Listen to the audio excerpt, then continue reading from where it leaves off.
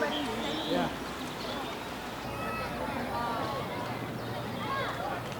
These are possibly tall and big animals, even incredible.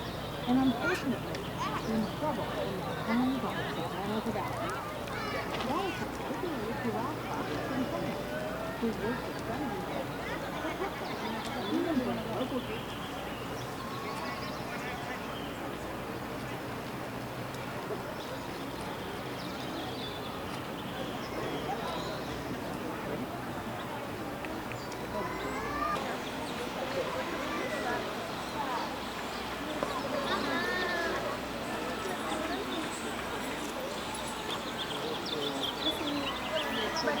Yeah. These are possibly tall and big animals, even incredible.